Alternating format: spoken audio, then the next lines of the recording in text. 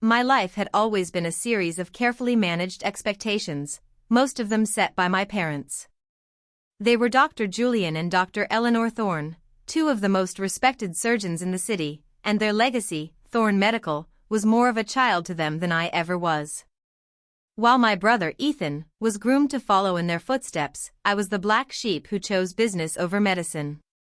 I run a quiet, successful life as a hospital administrator, a career choice they found utterly beneath them.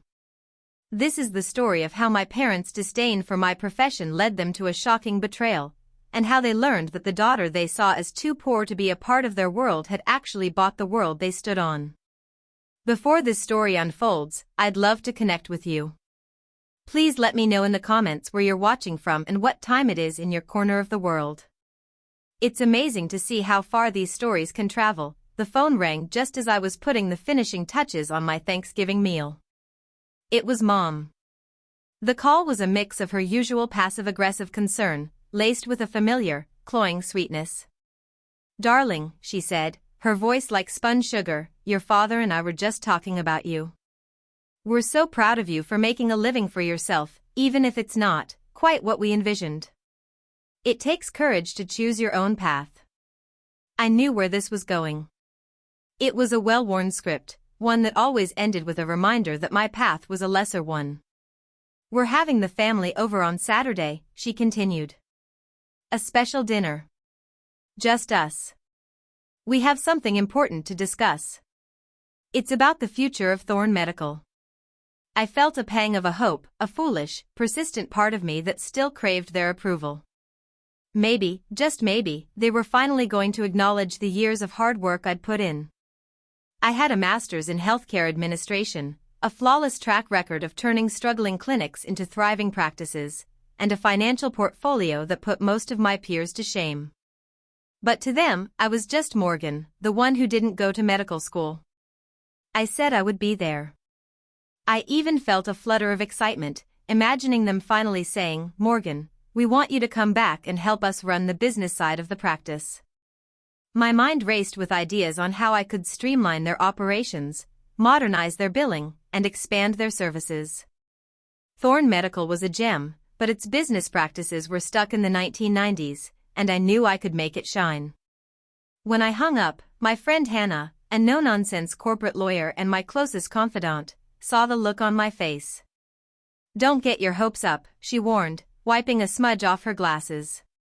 "You know how they are. It's probably just another lecture about how great Ethan is doing. Let's face it, your job is an abstract concept to them. They can't operate on it, so it doesn't exist." Her words were a much-needed splash of cold water, but they didn't entirely extinguish the spark of hope. I had to at least try. I had spent years on the periphery, watching my brother Ethan get all the praise. He was a good surgeon, sure, but his ambition was purely to fill the shoes his parents had laid out for him. My ambition was different, to build something from the ground up, to create efficiency, and to truly help people on a systemic level. That's what I did for a living, but it was invisible to them. The rest of the week was a blur of preparation and anticipation. I put together a small presentation, just in case, outlining some of my ideas for Thorne Medical. I had a lot of data on market trends, patient demographics, and cost-saving measures that could double their profitability in 5 years. I felt confident. I felt ready. As I drove to my parents' house on Saturday, my heart hammered against my ribs. Their home, a sprawling Tudor with manicured gardens and a pristine circular driveway, was a monument to their success. Ethan's new luxury SUV was already parked in front, a clear sign of his own growing status. The dinner was exactly as I had expected. Mom fussed over the roast, Dad held court with anecdotes from the operating room, and Ethan talked endlessly about his latest surgical procedures. I listened, nodded, and waited for the right moment. The conversation was a performance, a well-rehearsed play with a cast of 3 and me as the audience. I was just the girl who wasn't a doctor. After dessert, Dad cleared his throat. "Morgan, thank you for coming." He gestured for me to sit on the plush leather couch across from them. Ethan sat beside them, a smug, knowing look on his face. This was it. The moment of truth. As you know, Dad began, Ethan has been a true star. He's already making a name for himself as one of the best orthopedic surgeons in the state. He's an asset to the practice. I nodded, genuinely happy for my brother, but I couldn't shake the feeling that my own qualifications were about to be dismissed. Your mother and I are getting to that age where we need to start thinking about the future, he continued. Thorne Medical is our life's work. Our legacy. And it's time to formalize the succession plan. My stomach tightened. I glanced at Ethan. He smiled a perfect, too confident smile. Morgan, Mom said, her voice soft but firm, we've decided to make Ethan the sole heir to the practice. We're drawing up the papers to put it all in his name. The words hit me like a physical blow. It wasn't a shared legacy. It was just his. I tried to keep my composure. I understand, I said, my voice thin. But what about the business side of things? The administration? I could help with that. Dad let out a short, dismissive laugh. Morgan, sweetheart. You're smart. You're a good administrator, I'm sure. But you don't understand the Thorne Medical way. You're not one of us. This is a practice for doctors, run by doctors. It's too important to be left to someone with a business degree. He said it like a curse, a stain on my character. And frankly, we've always been worried about your financial situation, Mom added, without a trace of irony. We know a hospital administrator's salary isn't much. Thorne Medical is a multi-million-dollar practice. We need someone who can maintain that. We can't risk putting it in the hands of someone who is, to be blunt, too poor to afford it. I sat there, stunned. They had just told me I was too poor to be a part of my own family's legacy. My worth had been reduced to a balance sheet. The sting of their words was a venomous thing, hot and burning. But in that moment, something shifted. The hope I had clung to for so long finally died, and in its place, a cold, hard resolve began to form. They had shown me exactly who they were. And I knew exactly what I had to do next. I excused myself politely, citing a migraine. The drive home was a blur of anger and disbelief. The words replayed in my head, too poor, not one of us, a business degree. They weren't just about my profession, they were about my entire worth as a person. They were an indictment of my life choices, my character, and my place in the family. I called Hannah the moment I got home. I told her everything, the words spilling out in a rush of indignation and hurt. I told you so, she said, her voice flat. I'm sorry, Morgan, but you knew this was their goal all along. You were just hoping for a different ending. But too poor? The nerve! I exclaimed, pacing my living room. They have no idea what my salary is, or what my investments look like. They've never even asked. Because they don't care, Hannah said softly. They only see what they want to see. You weren't a doctor, so to them, you weren't a success. This wasn't about money, Morgan. It was about control and their outdated vision of a perfect family. Her words resonated with me, but the sting of the insult remained. My parents had never truly seen me. They had a mold for their children, and I had broken it. Ethan had fit perfectly, a testament to their own narcissism. And because I didn't fit, I was an outsider. They wanted to formalize that status, to make it clear that the family business was only for the doctors in the family. I sat on my couch, the anger slowly morphing into something more focused and dangerous. I was hurt, but I wasn't helpless. They had made a terrible mistake. They had underestimated me. I was good at what I did, and I was far from too poor. In fact, my financial situation was a carefully guarded secret. My great-aunt, a brilliant but reclusive businesswoman, had passed away a few years ago. She had been my quiet mentor, the only person in my family who had truly seen my potential. She had left me a substantial inheritance, not a lump sum of cash, but a diverse and highly lucrative portfolio. The one condition of her will was that I could not touch the principal for 3 years. Those 3 years had just ended.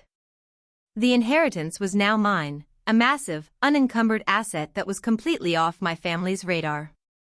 It was this asset that had allowed me to make some very strategic moves in the past few months.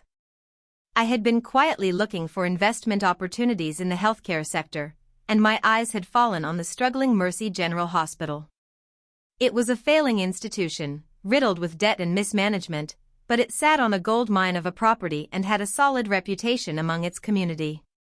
The bank that held the hospital's debt had been looking for a buyer who could turn it around, not just liquidate it. My business plan was comprehensive, my financial backing was solid, and my reputation for turning around failing clinics was just what they needed. The deal had been finalized just 2 months ago. I was the silent owner of Mercy General Hospital, a sprawling, 200-bed facility that dwarfed my parents' small, private practice. I hadn't told anyone. Not even Hannah knew the full extent of my plans. She knew I was working on a big project, but she didn't know the specifics. It was my secret weapon, my ace in the hole. And now, my parents' hurtful words had given me a reason to use it. They had made it clear that I had no place in their world. Fine. I would build my own. My own hospital. My own legacy. But first, I had to show them the real consequences of their judgment. The next day, I started my reconnaissance. My goal wasn't to get revenge for revenge's sake, but to expose the hypocrisy that had fueled their entire argument. They had said I wasn't good enough, that I was too poor to be a part of their practice. I knew that their practice, for all its pomp and circumstance, was a mess.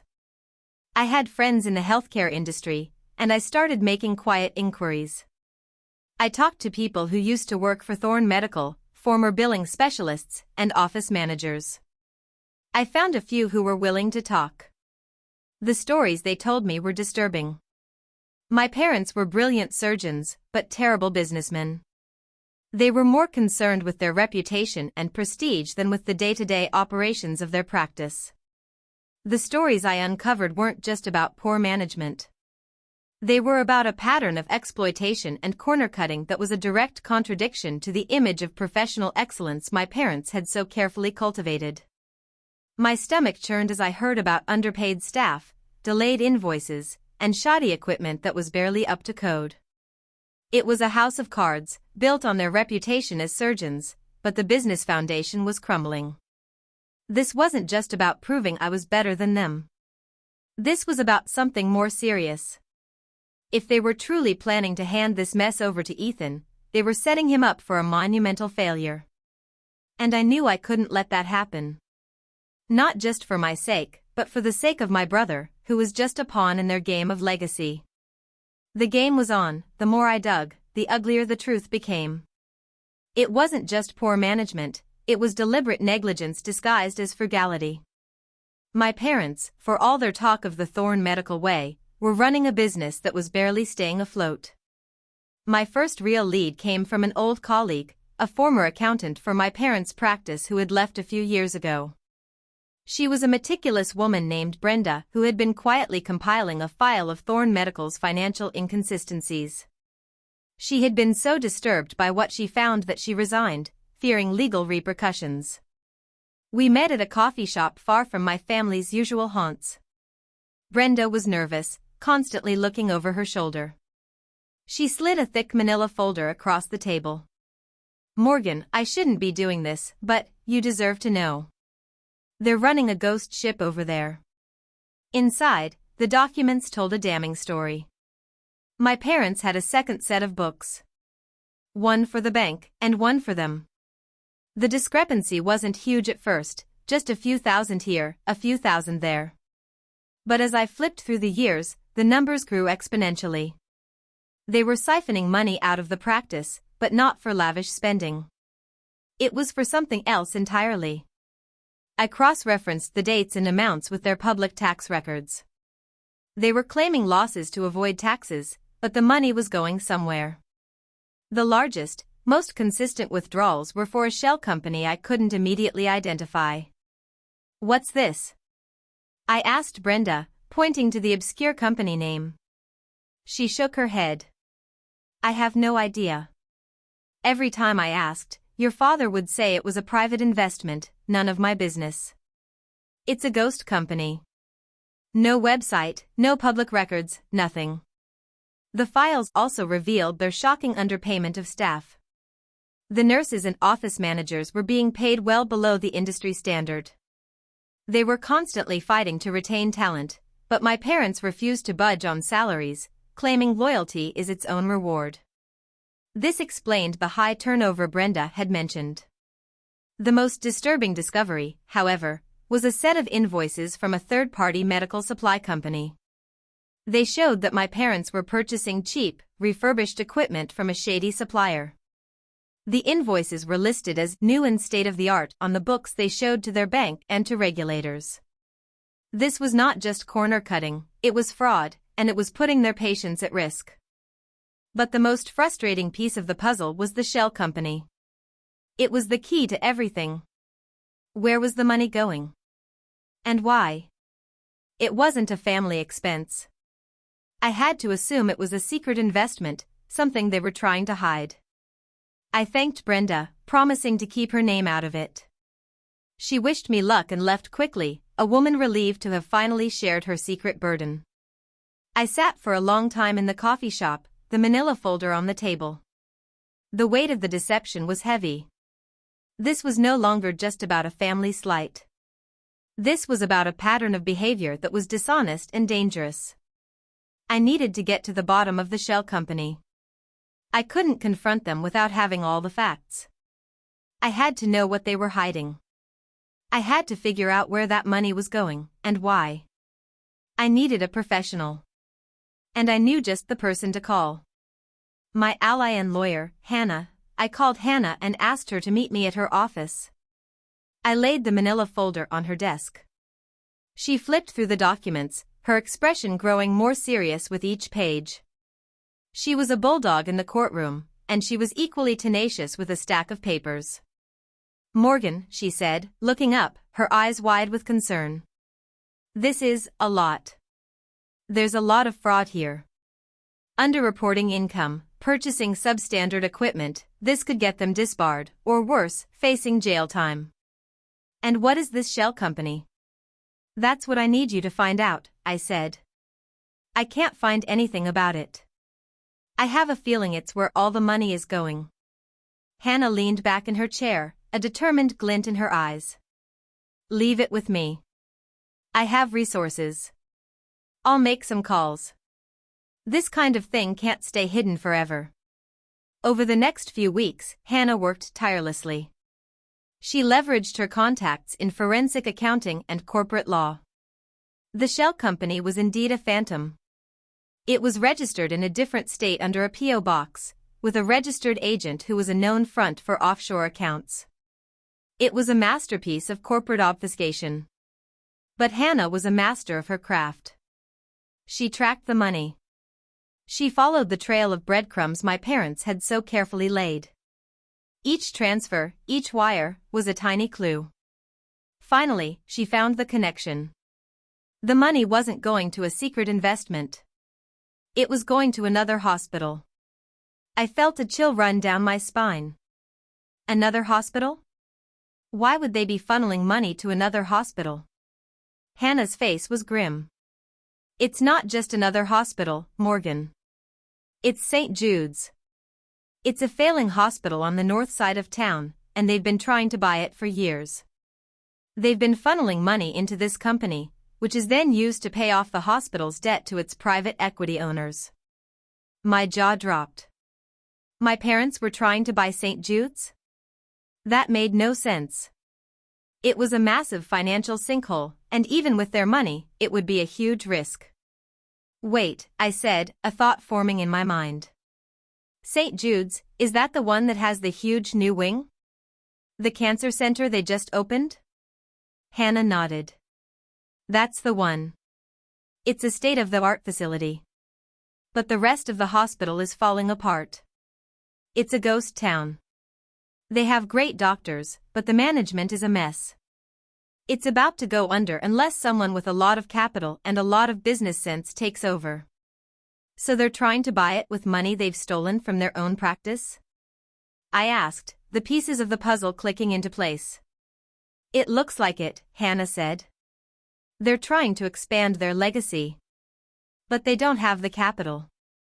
So they're running their own practice into the ground to buy another one. It's insane. The irony was not lost on me. They had told me I was too poor to be a part of their small, failing practice, while they were secretly trying to acquire a much larger, failing institution. They saw my profession, hospital administration, as a lesser calling, yet they were trying to take on a project that required the exact skills they had mocked. It was the ultimate hypocrisy. But I had to know one more thing. I had to know if they had told Ethan about their plan. If he was complicit, it would change everything. I reached out to my brother, feigning interest in the family practice. So, what's this big plan for the future of Thorne Medical? I asked him over the phone. Dad said you were taking over. Ethan's voice was full of pride.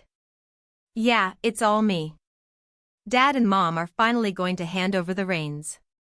They've given me a big portfolio to manage, all their assets, all their investments. They're grooming me to take over the whole thing, Morgan. It's going to be a multi-generational legacy, you know? Just like they always said. He rattled off a list of their supposed assets, including a secret investment that was going to make them all rich. He even said the magic words, "It's a shell company, I don't even know what it is." Dad said not to worry about it. It's all part of the plan. My heart sank. Ethan was a pawn. He had no idea what was going on. He was just a brilliant surgeon, caught in the web of his parents' lies. They were setting him up to inherit a practice on the verge of financial collapse and a lawsuit. They hadn't told him the truth, because they knew he would never go along with it. My anger at my parents solidified into a cold, hard determination. This was no longer just about me. This was about saving my brother from a disaster of his parents' making. I had all the information I needed. It was time for a plan. The final piece of my plan was to leverage my own assets and expertise against their hypocrisy. I had the means and the knowledge to do what they had failed to do. I had the money they thought I didn't have, and I was going to use it to clean up the mess they had made. But I wasn't going to just clean it up. I was going to buy it. I called Hannah and told her my idea. I want to buy Thorne Medical, I said, my voice steady. Hannah paused for a moment. Morgan, are you serious? After everything they did to you? It's a financial mess. It's a legal minefield. It's a toxic workplace. Why would you want to take on that headache? Because it's a family legacy, Hannah. And it shouldn't be a lie. It's a good practice at its core, with good doctors and a good reputation. It's just been managed by two people who care more about appearances than reality. I can fix it. And I'm going to use their own secret against them. My plan was simple and elegant. I would use the evidence of their fraud to force them into a position where they had no choice but to sell to me. I would approach the bank that held the hospital's debt, the one that they had been making secret payments to through their shell company. I would present a formal offer to acquire St. Jude's. My offer would be to buy both hospitals, St. Jude's and Thorne Medical, as a single entity. I would reveal my ownership of Mercy General Hospital, and the fact that I was a successful administrator with a proven track record. I would show the bank the financial records that proved my parents' fraud. I would explain that they were trying to acquire St. Jude's with ill-gotten gains. I would present myself as the clean, legitimate buyer who could not only save St. Jude's from bankruptcy, but also provide a smooth and legal acquisition of Thorne Medical. The bank would have no choice but to force my parents' hand. They would be presented with a stark choice: sell to me, and avoid a public scandal and criminal charges, or face a federal investigation that would ruin their careers, their legacy, and their freedom. I spent the next 2 weeks with Hannah, meticulously crafting the legal documents and the business proposal. We had everything we needed: the financial records, the invoices, the proof of the shell company, and the proof of my own assets. I had already put my business plan for the combined hospital entity in motion. It was a masterpiece of strategic planning, designed to make the acquisition not just logical, but necessary. I had a meeting with the board of the bank that held the hospital's debt, a group of stern-faced men and women who had seen it all. I walked in with Hannah, a portfolio of documents in my hands, and a fire in my eyes. I laid out my plan, calmly and professionally. I explained the financial mess at Thorne Medical, the shell company, the fraudulent invoices, and the illicit money transfers. Their expressions went from skepticism to shock to grim determination. They had no idea. They had just been receiving payments from a shady corporation and assuming it was a legitimate business deal.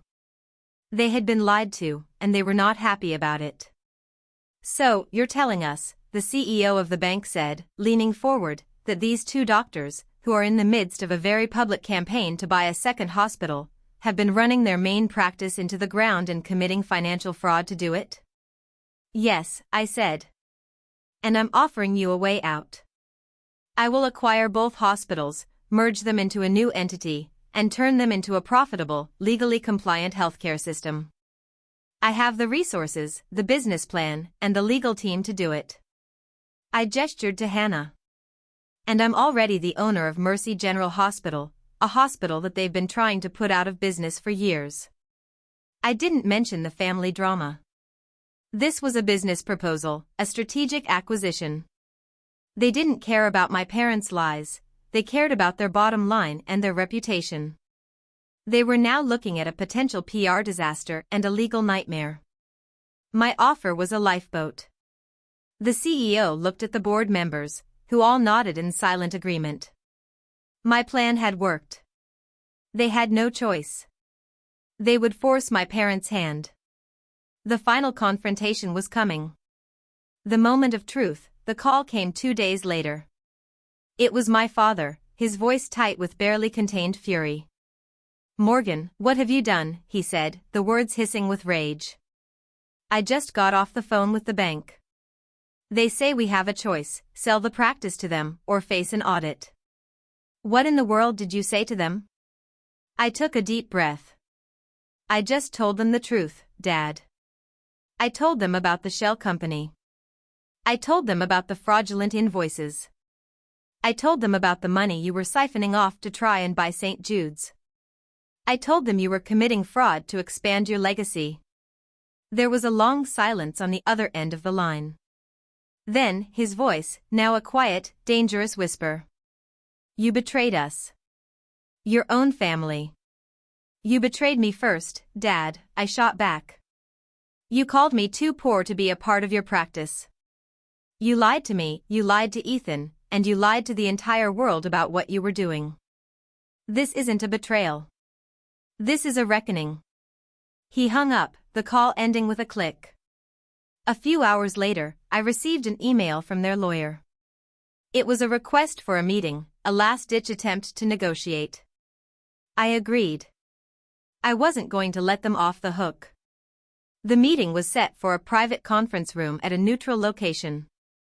My parents were there, their faces drawn and pale. Ethan was there too, looking confused and lost. Their lawyer, a slick-haired man in an expensive suit, tried to take control of the meeting.